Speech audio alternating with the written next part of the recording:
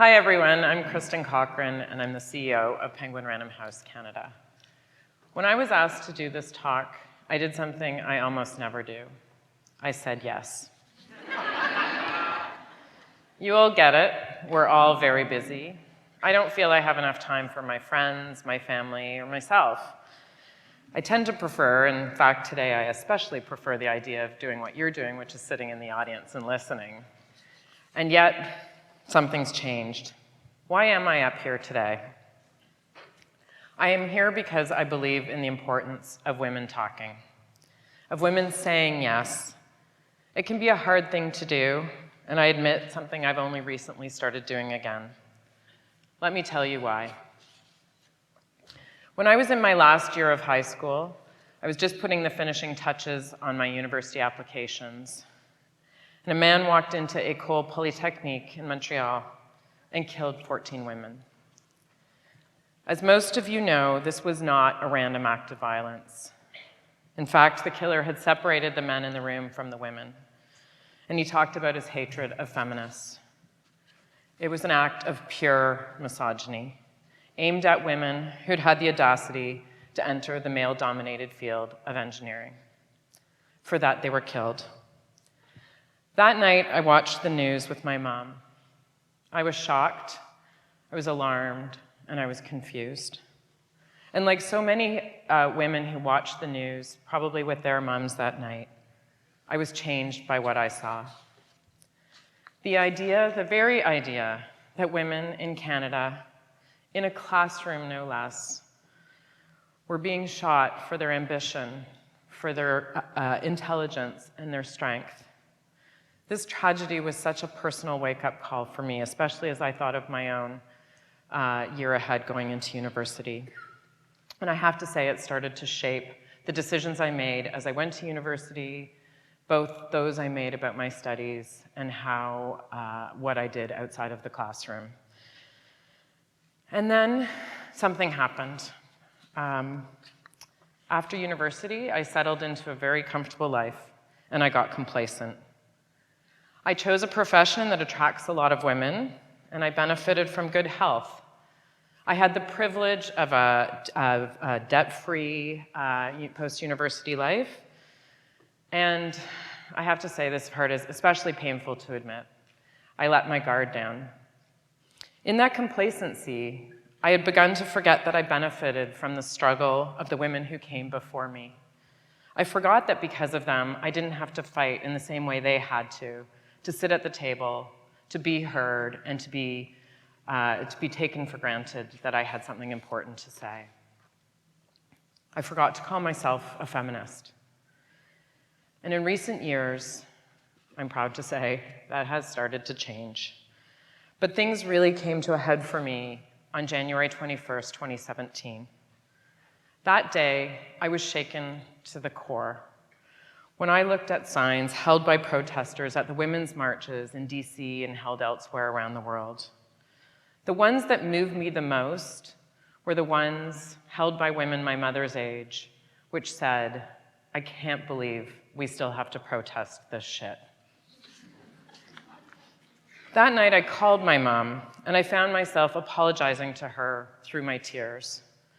I asked her what it felt like to be her, for us to be in this moment, in this place, and I asked her if she felt that we, my generation, which had stood on the shoulders of all that hers had succeeded in achieving, if we had let them down. I didn't even really need to wait for her answer, because the truth is I knew we'd failed to build on the progress that her generation had made. We'd failed by stalling out, by taking things for granted, by not showing up, and most importantly, not talking. And so I started talking again. And I learned when doing so that my own laissez-faire attitude towards my own feminism was shared by countless others.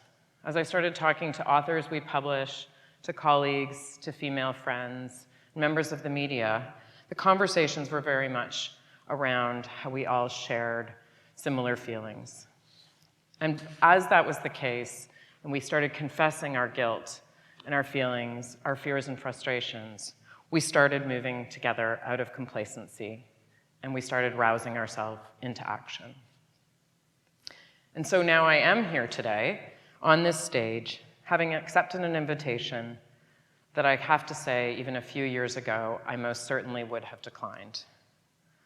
I'm here because I now understand better that I do have a responsibility to talk and to encourage others like you to do the same.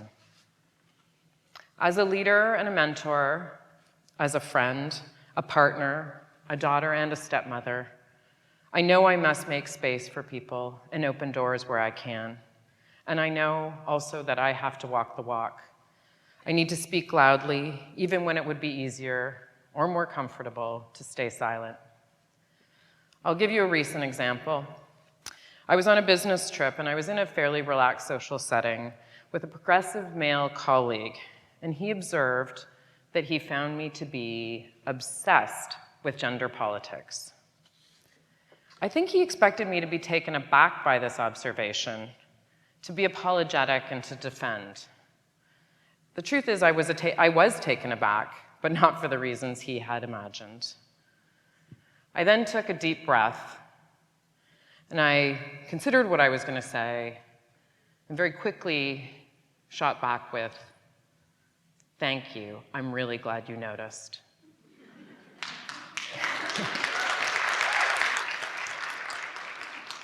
I share that story because for me, it was another wake-up call where I thought about this relationship, about this person who I know is a champion of the women he works with in his workplace. He's someone I admire and have worked closely with.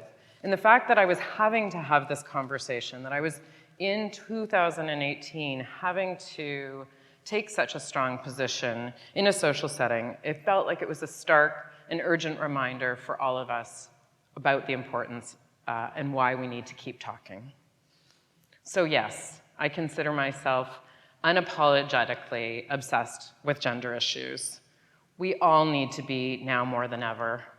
And that's why I am starting to say yes. Why I've started demanding more from myself and from those around me, including the men in my life. Because this is what we all must do to see the change we want to see in the world. We all need to share our thoughts, our feelings, our fears and frustrations, and we need to illustrate them with concrete examples and our shared life experience. Because we aren't alone. Women are starting to talk more, they're sharing more, and acknowledging their fears and pain. So how do we keep it going?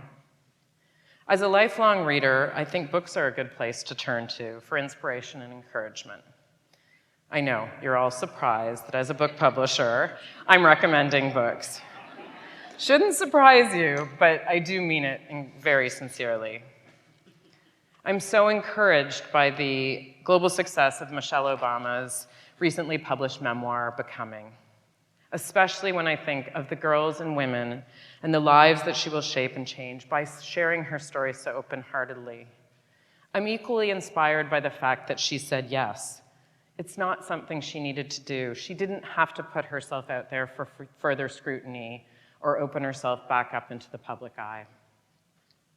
There's so much to learn from the essential journalism being done today. We know that it's a profession that's incredibly under siege, and yet I'm cheered by the example of Jodi Kantor and Megan Twohey, who broke the story that brought down Harvey Weinstein. It sparked what we now know as the larger Me Too movement, and they published that first story on October 5th, 2017. Just want to hold on that for a moment. Think about how that was just over a year ago. Think about what has changed in that year. Think of the things that we've started to discuss that we never talked about before, or if we did so, we only did it in private conversations. Think about the ugly behavior and biases that have been exposed. Think about the changes that happened, even maybe in your own workplace, around sexual harassment policies or conversations that have started happening finally about pay equity. These conversations have sparked further action, like the protests held at several Google offices around the world recently. These protests demonstrated the power of voices when they're united together, looking for change, and they had real progress. All of this is because of those brave women who spoke up and the brave reporters who shared their story. Let them be our inspiration and a reminder that we cannot allow our push for change to be slowed, as it sometimes is, by the distance between where we are now and where we all know we must go. I'm so inspired by the fearless women of today using their voices to challenge inequality. Whether it's Anna Maria Archila or Maria Gallagher, you'll remember them confronting a senator in an elevator about his hypocrisy.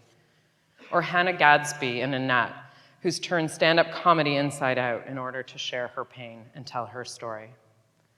Or Vivek Shreya, who in her book, I Am Afraid of Men, boldly confronts the poisonous transphobia that courses through our society. I'm reminded again of Michelle Obama, who in Becoming captures all of this so perfectly. If there's one thing I've learned in life, she writes, it's the power of using your voice. I've tried my best to speak the truth and shed light on the stories of people who are often brushed aside.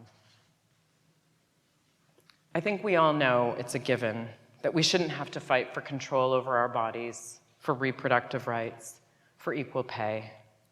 We shouldn't have to explain the importance of consent, of basic human rights, or of equality. And yet here we are in 2018, with still so much to fight for and so much to defend. When I am my mother's age, I promise you, I do not want to be like those women on that cold January day, still protesting this shit. My plan is to be vigilant, to be unapologetically obsessed with gender politics. I owe it to my stepdaughters, my female colleagues, my close friends, and to myself. I think we all owe it to each other. I feel very lucky to be here on this stage, and I know in order to get here, I benefited enormously from the progress, sacrifice, and work of the women who came before me. I do believe we can build this together. And here's just a small start. Think about what to do with your voice. Think about what you're going to do to encourage the women in your life to speak their minds, how you're going to help them find and make space, to voice their opinions, their thoughts, and their fears. Call out bad behavior. And when asked to take the stage, however big or small, say yes. Thank you very much.